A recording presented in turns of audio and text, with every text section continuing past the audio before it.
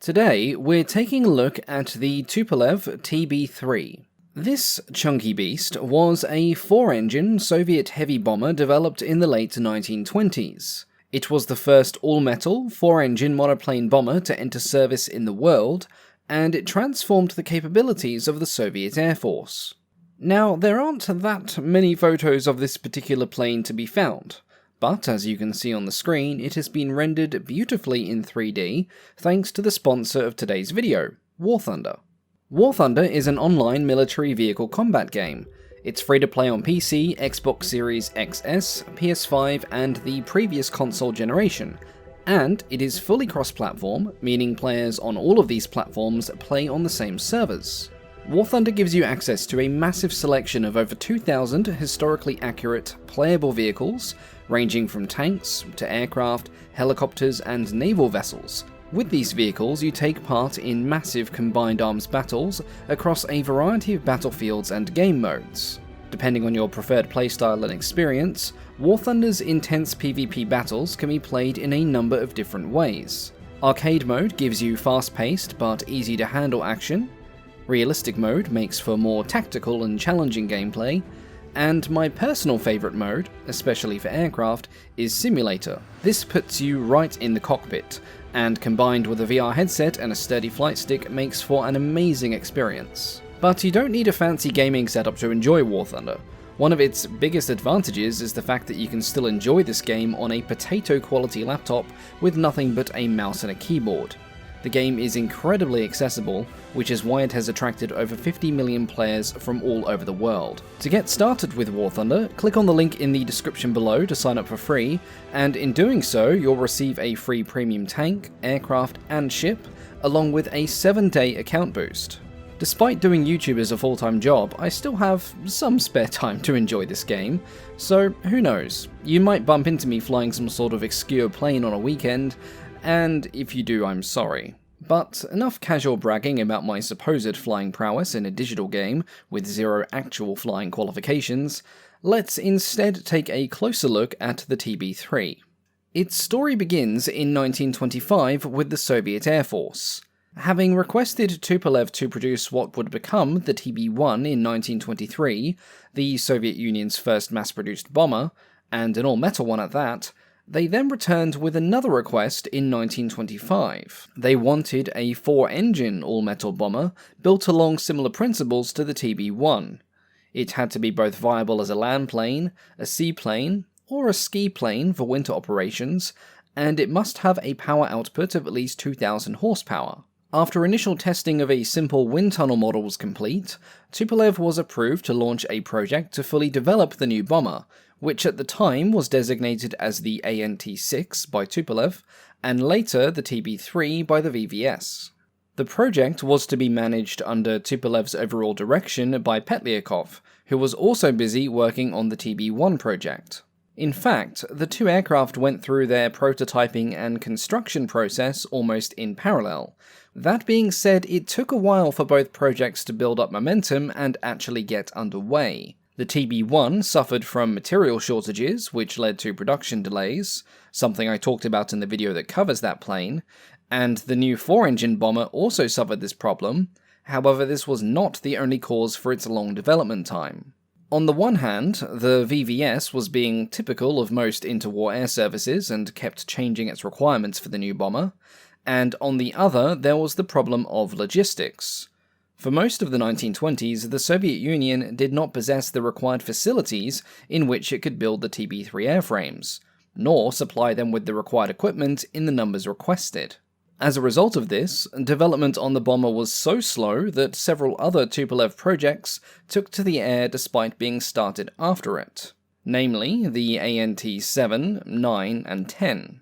Finally, on the 3rd of December 1929, the first detailed model of the ANT-6 was tested in a wind tunnel, and in March of 1930, a full-scale mock-up and then a prototype was ordered, almost 5 years after the initial commencement of the project. Much like its predecessor, the TB-3 prototype would become the largest aircraft built in the Soviet Union at the time, and it was among the largest aircraft in the world in terms of wingspan.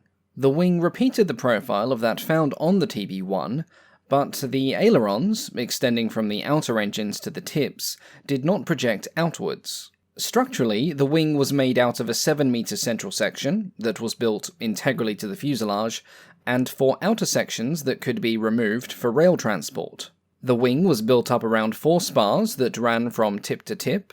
These comprised upper and lower booms that were joined by vertical and horizontal box and channel sections, and these were reinforced by gussets of sheet metal and steel connectors at the joints. The end result was an unappealing, but undeniably strong internal structure. Much like the wing, the fuselage was a direct extrapolation of that of the TB-1, with the main difference being that it had a more rectangular cross-section with far less taper towards the tail. 2 prominent top hat longerons projected on each side from nose to tail, and 6 of the 13 A-frames used in the structure were also formed into corrugated sheet bulkheads, and they were large enough to accommodate 1.5 meter tall doors that connected each section of the fuselage. In the initial design of the TB-3, that the prototype was built around, it was to have a crew of 6. In the top of the nose, there was an open cockpit for the gunner, and below this was a lower compartment, well supplied with windows, for the navigator and bomb aimer.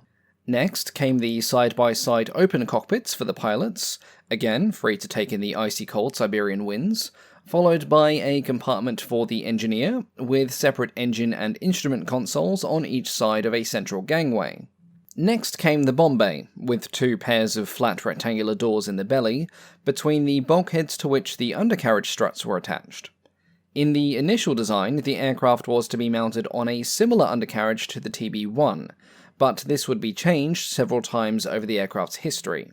Lastly, behind the wing on the upper section of the fuselage were 2 open cockpits for the central gunners, one of whom also acted as a radio operator. Like the nose cockpit, these were fitted with scarf rings for the machine guns, but the prototype had no armament or military equipment.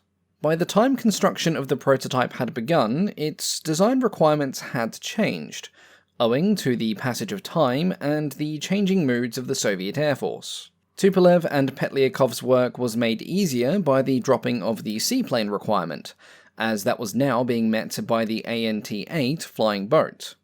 Power plant requirements had also changed several times, and while the Soviet-built M17 engines were being worked on, they were not yet ready, and the decision was made to fit the prototype with 4 600 horsepower Curtiss Conqueror water-cooled V12s. The engines were mounted on steel trusses ahead of a firewall on the front wing spar. The wing was deep enough that, when needed, an engineer who didn't suffer from claustrophobia could crawl through the wing and gain access to them with relative ease. This was something they would have to get used to, as the only way of checking the fuel levels was to also crawl through the wing and check the fuel level indicators. And the bomber had 14 of them, so it was quite a tedious affair. Supporting what was rapidly becoming a large, heavy, engineer-filled plane was an undercarriage that shared much of its design, again, with the TB-1. The weight of the aircraft was taken by a vertical strut from the axle to the second spar, and triangular bracing was provided by a third strut between the axle and the bottom of the fuselage. The vertical strut featured housings for the 12 rubber bungee shock absorbers, which, along with the huge 2-meter diameter wheels, would support the massive bulk of the airframe.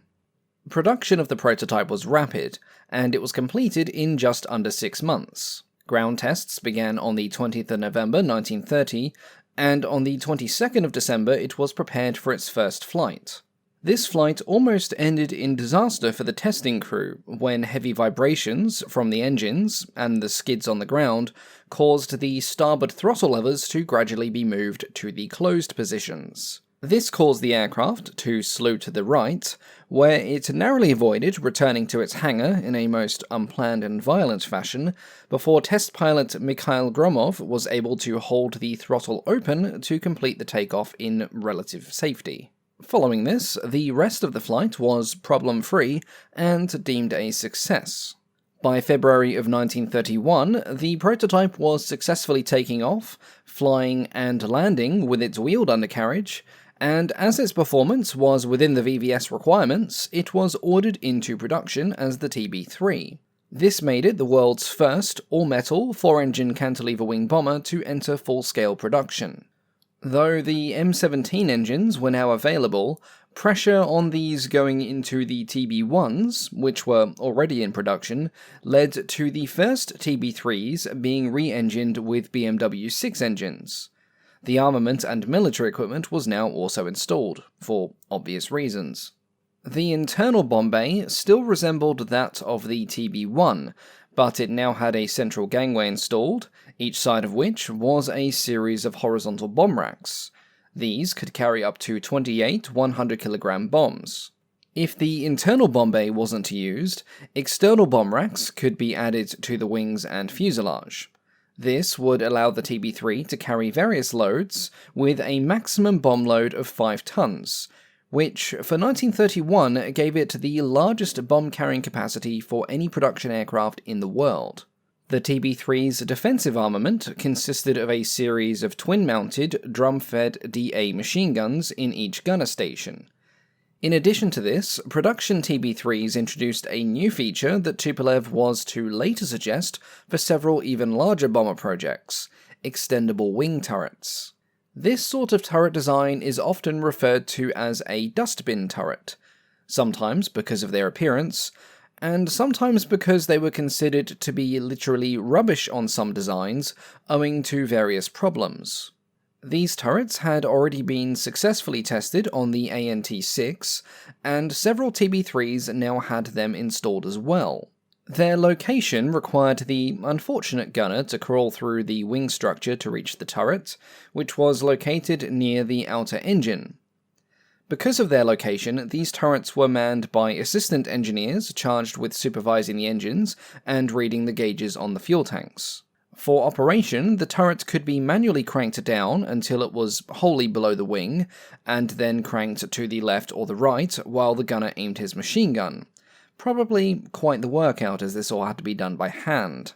The turret had side windows, and the gunner was provided with 14 magazines for the gun, and in an emergency the turret could be jettisoned, ideally with the gunner not being inside.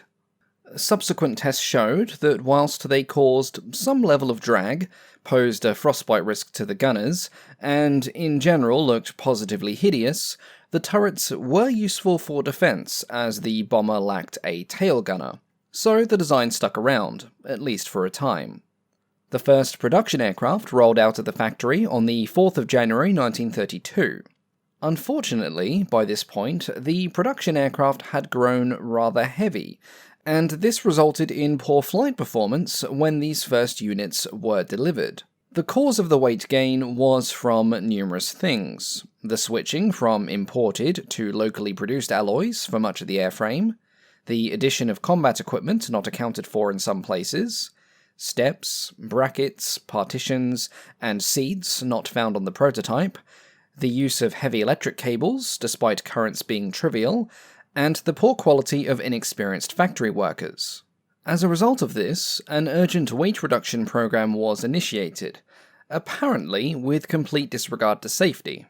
Wherever possible, the structure was simplified, wing ribs were removed, and in some extreme cases, the thickness of the fuselage structure was reduced. Despite these measures, when the plane flew again, these changes did not result in any catastrophic structural failures, merely various cracks that were then arrested by drilling holes into various parts of the airframe. I wish I was making that up. Disaster apparently avoided, production went full steam ahead, and by 1933, factory number 22 was producing 2 TB-3s every 3 days. By now, they were powered by the M17 engine that had finally entered mass production, and by the start of the year, nearly 400 TB-3s had already been built and delivered. This meant that the Soviet Union now had the most powerful bomber force in the world, a distinction that they would hold for most of the 1930s. Despite having a potent bomber force, the VVS was still hungry for more improvement, specifically range. The Soviet Union itself was vast, and it had potential enemies on both its eastern and western borders. Because of this, range was considered more important than payload among many senior officers. Tupolev engineers were faced with a choice on how to provide said range: increase power or reduce drag. The latter option was explored first. In early 1933, a production aircraft was modified for special trials. Everything possible was done to reduce drag. All armament and bomb racks were removed, as well as antennas and other drag-inducing objects, and the main wheels were housed in streamlined fairings. The result was a disappointing gain of just 4.5% in speed and range, in exchange for costly modifications that made a bomber basically combat ineffective. Experiments with increasing power eventually yielded better results, though at first this was not the case. Initially, trials were done with the new Mikulin M34 engines. Again, these were water-cooled V12s, but with improved 4-valve cylinders and the addition of a supercharger. Though they boasted increased power over the old M17s, the increase in speed and range was negligible. A follow-up test was conducted, with the aircraft stripped of its dustbin turrets and a reduced crew to save weight, but this was equally disappointing. Though the M34 was more reliable than the M17, as well as being more powerful, the only performance advantage was a higher top speed at lower altitudes. Climb, ceiling, range, and handling were worsened, and the engine's heavier weight and higher RPMs led to uncomfortable vibrations and excessive noise, all of which made for an intolerable experience for the pilots, whose open cockpits were closest to the engines and their propellers. Salvation was found in the M34R engine, which featured a reduction gear.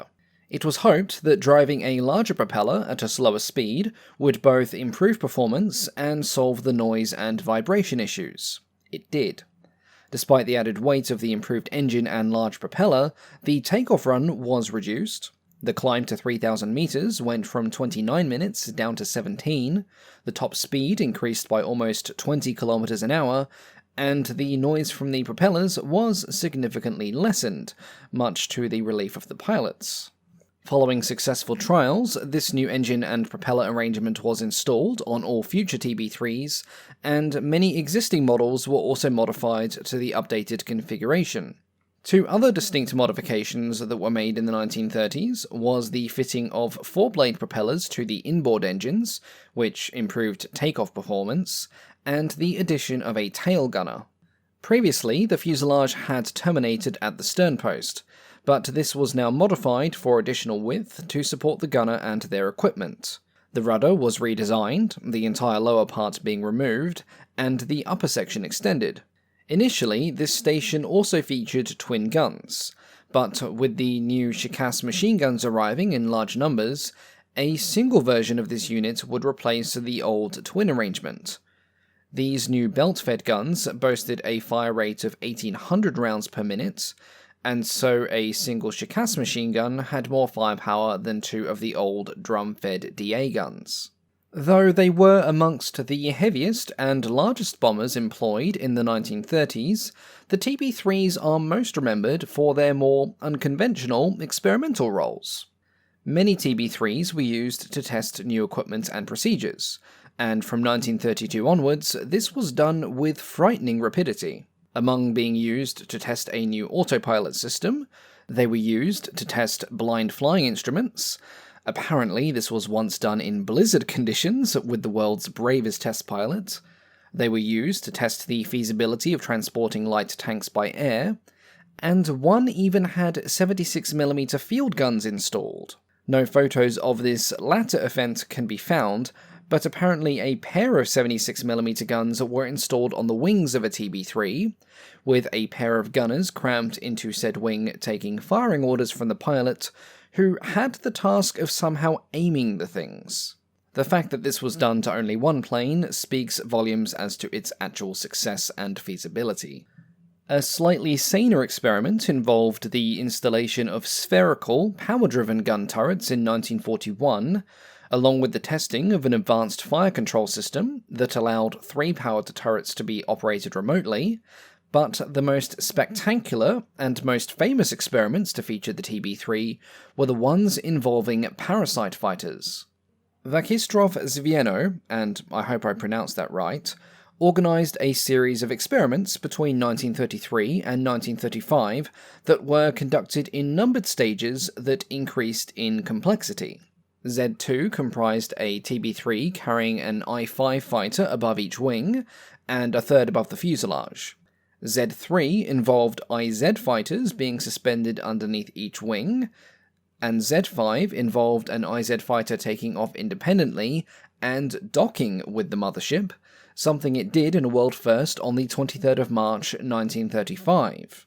All of this culminated with a TB-3 taking off in 1935 with no less than 4 planes attached to it, 2 I-15s above the wing, 2 I-16s below, and then a 5th plane then flew up and attached to the bottom of the fuselage once the TB-3 was airborne. After climbing to operational altitude, all 5 planes successfully detached from the mothership without incident, in what could only have been a very interesting spectacle. Amazingly, this party trick was actually used in action during the Second World War. Operational missions flown by the I-16s of the 32nd Regiment often involved said planes dropping from the wings of a TB-3 to carry out dive bombing attacks. Most of these missions were conducted around Romania, with some notable successes in striking bridges across the Danube River. Unfortunately, not a great deal of information is readily available about the service life of the TB-3, but what there is paints a good picture. With over 800 being built, they would see service throughout the 1930s, and in fact all the way up to the end of the Second World War in some cases. TB-3s featured at the Battle of Khalkhin Gol against Imperial Japan, and the Winter War with Finland. A couple of TB-3s were captured by Finnish forces, and their photos contribute a fair amount to the total number of photos that exist for the aircraft. But the TB-3's biggest military involvement was in the Second World War following the German invasion of the Soviet Union. By the summer of 1941, the TB-3 was well and truly showing its age, with numerous more advanced bomber designs already in service. In fact, it had been withdrawn from service in 1939, and many TB-3s had been converted into a transport variant that was known as the G2. Some of these transports were used to haul cargo and equipment between the many remote communities of the USSR, but some were also being actively used to train Soviet paratroopers. But so numerous was the TB-3's production run that the VVS still had 516 operational aircraft in reserve when Operation Barbarossa kicked off. As most of these aircraft were stationed with reserve units, or in storage, far to the east, they avoided the calamitous losses experienced by other air units in the opening weeks of the war with Germany. This meant that for a good while they were some of the most numerous bombing aircraft available to the VVS, and TB-3s were employed in night bombing missions during much of the conflict. They were also sometimes used for day bombing when things got desperate, but their obsolete design and slow speed led to appalling losses by a combination of enemy fighters and anti-aircraft fire. Though they were outperformed by more modern, sleeker designs, the TB-3's contribution as a bomber, troop carrier, and logistics aircraft was significant. So much so that a trio of them featured in post-war victory parades in the Soviet Union. Though no examples of these metal giants survive today, a fate sadly shared by many other large aircraft of this time, their contribution towards the development of Soviet aviation has cemented them as one of the most important heavy aircraft of the interwar period. Once again, thank you to War Thunder for sponsoring today's video, and providing me with their wonderful model of the TB-3. Don't forget to register your account for free using the link below to get those free premium benefits, and if you're a plane person, which to be fair you probably are if you're watching my videos, you might bump into me in the virtual skies. As always, thank you all so much for watching, and a big thank you of course to the patrons, with a special shout out to Kevin, Deliardo, Bane, FB, Christopher R. Tronathon, Eric Heineman, John Austin Jr., Ray Carlotta, Keith Tarrier, Green Sea Ships, Northlinks Webs, MCT, and Ted Parsons, for their support as Wing Commander tier patrons. Thank you all so much, and I'll catch you all next time. Goodbye.